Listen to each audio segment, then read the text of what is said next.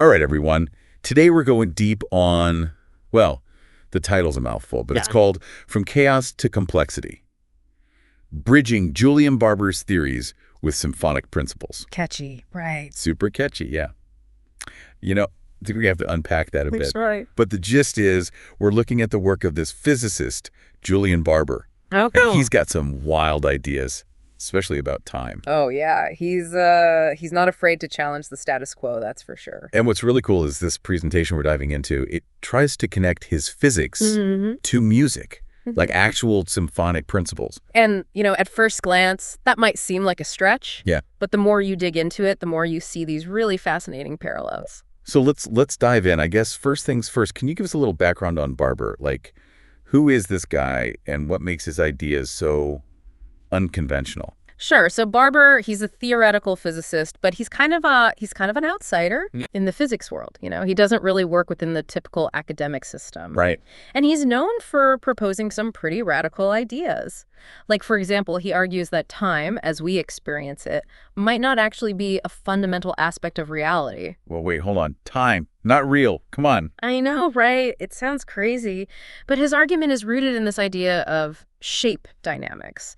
Essentially, he says that what we perceive as time is actually an emergent property, something that arises from the way the universe changes and evolves. Okay, my brain's already starting to hurt a little bit. It's a lot to wrap your head around, yeah. Keep going. I'm intrigued, but I definitely need you to break this shape dynamics thing down for me. Yeah, no problem. Think of it this way. Okay. Imagine you're looking at, say, a still photograph of a busy street scene. Okay, got it. That snapshot, that's like a single moment in time, right? But in Barbour's view, the universe is made up of countless of these snapshots, Okay. each one representing a different configuration of all the matter and energy in existence. And he's saying time is like the sequence of these snapshots. Exactly, like flipping through those pictures really fast. Uh-huh. And that creates the illusion of time flowing. So it's not that time is this separate thing, like a river flowing along. Yep. It's created by the way things in the universe change in relation to each other. Yeah, it's all about the relationships, the dynamics between things, not a separate entity called time. All right, that's pretty wild. And this is where the whole symphony thing comes in, right? Exactly, because a symphony, it's more than just a bunch of random notes played at once. Yeah, for sure. It's the way those notes relate to each other over time, the harmonies, the melody, Like a rhythm. the rhythm. Yeah, it's like the relationships create the music, the meaning. And in Barbour's view, the universe is kind of like a giant symphony. Whoa. So like each particle, each force is like a note. You got it. Yeah.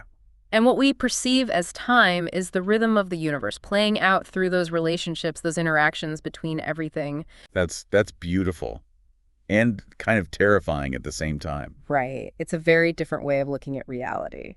Okay, so we've got this universe that's like a symphony playing out in time, but if time isn't this fundamental thing, then how do we even measure distances and things? Ah, good question.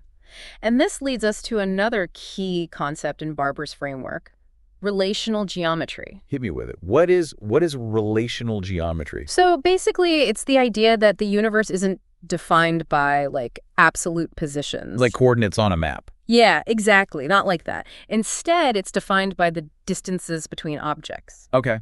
So imagine instead of saying this star is located at this specific point in space, Right. you say this star is this far away from that star and this far away from that galaxy. So it's all relative to the other stuff around it. Precisely. It's about the network of relationships, the connections between things rather than some fixed coordinate system. So like the universe is less like a map and more like a giant web. Yeah. Where the threads of the web are those relationships, those distances between things. And this web is constantly shifting and changing, creating the dynamics that we perceive as time. And this connects back to the symphony idea because Because in music, it's not just about the individual notes, right?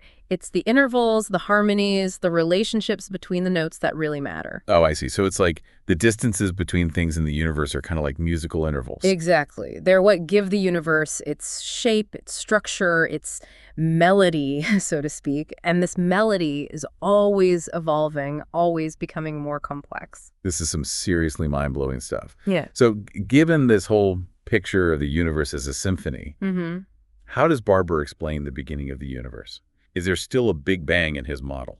Well, he has this concept he calls the Janus point, which is it's not quite like the traditional Big Bang. It's not so much an explosion as it is a state of perfect balance and uniformity. Like everything just perfectly still and symmetrical. Yeah. Imagine it like the moment of silence right before an orchestra starts playing. Okay, that's a cool image. Yeah, there's this incredible potential energy, all this possibility packed into that single moment. So how do we get from that perfectly balanced Janus point to the incredible complexity of the universe we see today? Well, Barbour says that from this state of perfect symmetry, the universe starts to differentiate. Like cracks start to appear in the perfect stillness. Yeah, exactly. Yeah. And those cracks, those differences, they give rise to more and more complexity over time. It's like that first note of the symphony being played, shattering the silence and setting everything in motion. So it's not just randomness and chaos, but like a purposeful unfolding of complexity. That's the idea. Barbour actually defines complexity as meaningful structure and order. Not just things getting more jumbled up. Nope. It's about how those jumbled up things start to interact and form new, more intricate patterns, like the melodies and harmonies in a symphony. Wow, that's pretty profound. But I have to ask, where do we fit into all of this? Like, what about consciousness? Yeah, the big question. And honestly, there aren't any easy answers. But one idea that the presentation touches on is that consciousness might be about like harmonizing with this universal complexity. Well, tuning into the music of the cosmos. Exactly. And, that has some pretty mind-blowing implications for how we think about AI and technology. Ooh, how so? Well, instead of trying to create AI that replaces or dominates us, maybe we should be focusing on AI that can help us understand and even contribute to this cosmic symphony. Like AI as a partner in the grand orchestra of the universe. Precisely. Working together to create something even more beautiful and complex. That's a really cool vision. Yeah. So to sum it all up, Julian Barbour's ideas, especially when we look at them through the symphonic lens, give us a whole new way of thinking about the universe, about time, about complexity, and even about ourselves. It's definitely a perspective that challenges our assumptions and pushes us to think outside the box. For sure.